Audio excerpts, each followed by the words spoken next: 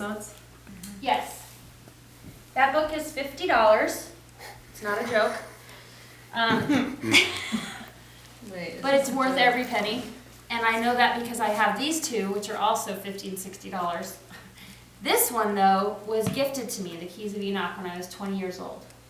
And this little woman with silvery purple hair, Southern, her name is Louisiana Jones, and her sticker is right here. She looked at me. I walked into Bloomingdale's at the makeup counter. She was standing behind the makeup counter, and she looked at me and she goes, "You, honey, you come here for a minute." And I walked up to her and I'm like, "Hi," you know. And at the time, I was in the depths of my drinking. So I had no idea what was about to hit me. I had no clue. So she told me to come back Monday at 10 a.m. And I'm like, okay, whatever. So I come back. I'm like, why am I coming back to meet this woman? Like, what is the deal?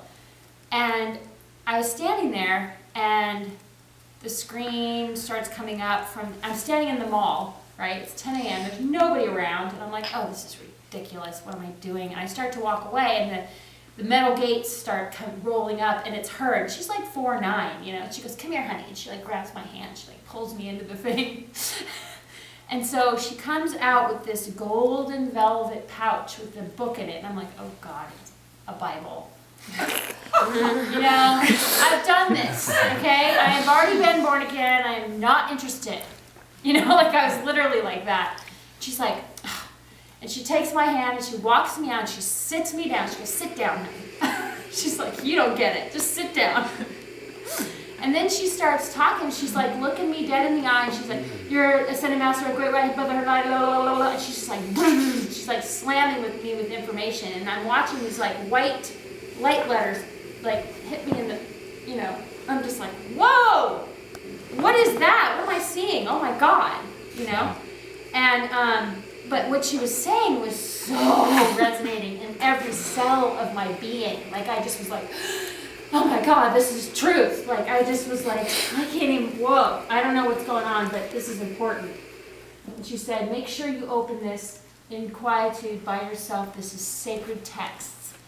So I go home, sit down, I'm trying to meditate. Of course, I'm totally spun out. I'm an alcoholic. I'm totally not in the space to meditate. But I was a spiritual person already. I had some experiences that were very spiritual in my life already. So I knew that whatever she was telling me was truth. But I didn't quite understand. So I open it up and I'm like, oh, God, what is this? It doesn't make any, I mean, look at that. Like, that just does not make any sense, right? The key language is connecting mind-time warps, into interconnecting civilizations and manifestations of higher evolution in our time zone are Egyptian, Hebrew, Sanskrit, Tibetan, Chinese. What? And so I go to the next, you know, like looking at all these like pictures of like all this crazy stuff where I'm like, okay, that's really out there. So I just kind of slammed the book, put it away for 10 years. I was like, I can't even deal with that. I can't read it. The words don't make any sense. I can't even deal with that, you know? But I kept it because something in me really knew that it was about the future. Like I knew it was about what was going to happen on the planet. I knew that part since I had that thing at 4 years old. So 8 years later, I was dating this guy, and his mom did the exact same thing to me. She sat me down and she played this video for me, which had the artwork from this book. And she goes, "You're an ascended master, great white," blah, blah, blah. And I was like, oh God, I gotta deal with this situation. I don't know what this is. So I went home. I took it out of its golden pouch. I went, I gotta make this mine. All right, what do you want to tell me? Prove it to me. And I sat there and I was like, oh my God.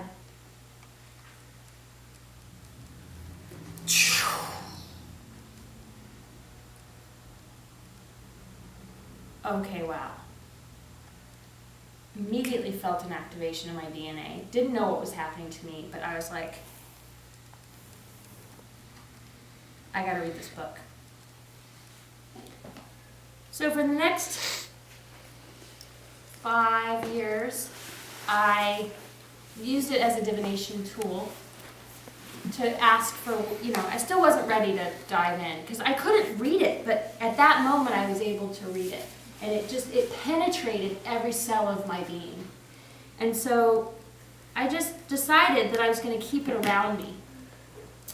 And as the years passed and as I kept just sleeping around it and keeping it near my bed and just keeping it near me, that's all I did really. And I read it.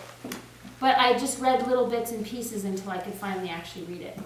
Then I met someone, actually I met her other son, the woman's other son, who had read this 444 times and was developing the technology out of this book. And then I started meeting all these people that knew about this book, and I was like, you know about the keys? Oh my God, you know about the keys of Enoch? So now a lot of people know about it. It's become a lot more popular. And we're at a vibration on the planet right now where the cosmic energies have gotten to a certain place where we can actually receive what this is saying, because these are light letters. This is light. So we are able now to receive the information out of this book. And I consider this sacred texts. I consider that there's a lot of respect for sovereignty in this book. It's not a religion. It's not coming from that place. It's just, hey, this is the information. This is what's happening. Take it or leave it. So then, Pistis Sophia, which is a sacred text that's, you could say it's like a conversation between Mary Magdalene and Yeshua, Jesus, for the 12 years after his resurrection, where he explains all the dimensions and all the worlds and all of those things. And this is sacred texts that were found and discovered in the 40s, I believe it was the 40s, 1947. And then this guy wrote commentary on these sacred texts. He was a biblical scholar. So now we have the Divine Mother, the Divine Feminine, right? Pistis Sophia is faith and wisdom.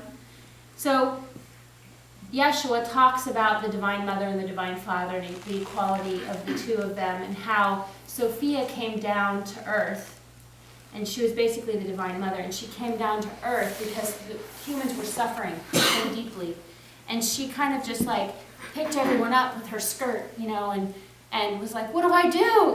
She just wanted to help everyone come back to a place of equality and wholeness and balance.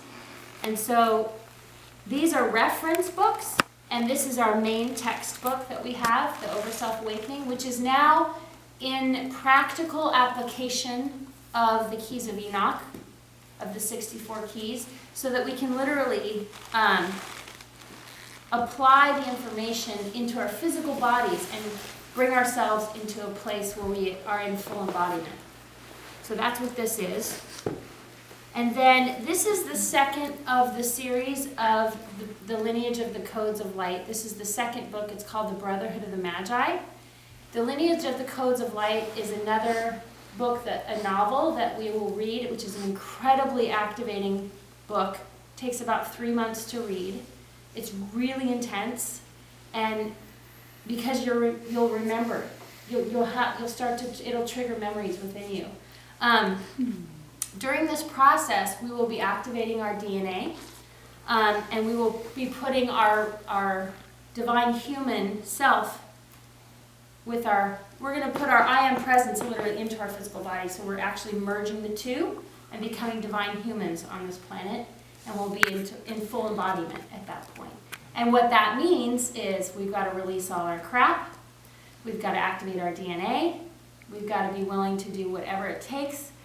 It's a pretty strong commitment, but at the same time, we've all agreed to it on some level. We all know that this is why we're on the planet right now. I mean, I'm not speaking for anyone here. I just know that, it's a collective agreement that we're in at this time. So let's make it as fun as possible. Let's make it as easy in terms of support. Let's support each other through that process. I mean, personally, I have been doing this for 9 years. I activated my DNA 9 years ago, and I didn't have anybody to talk to. like at all. Like my whole life I've felt alone. And so I think part of it for me is just having a group of people that are in resonance with each other so that we can collectively move through this field together as a core collective. And that for me is so comforting, and it opens my heart. It opens my heart that you guys are all here with me. So, anyway. Woo! Bring it. So, yeah, I don't want to cry too much, but I'm just so moved that I've met so many people that are in alignment with my heart, you know, and it just amazes me every day when I meet another person that has been alone their whole lives, and they're like, I've been looking for this my whole life. And I'm like, well, come join us.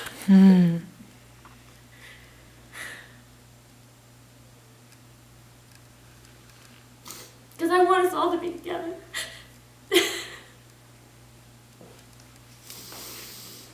Whew. Okay. Enough of the crying spell. Enough crying. Aw.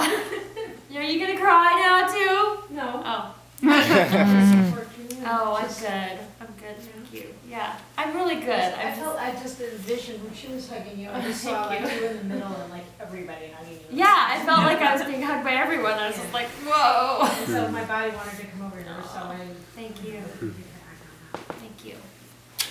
Joe is like my mama. I love you.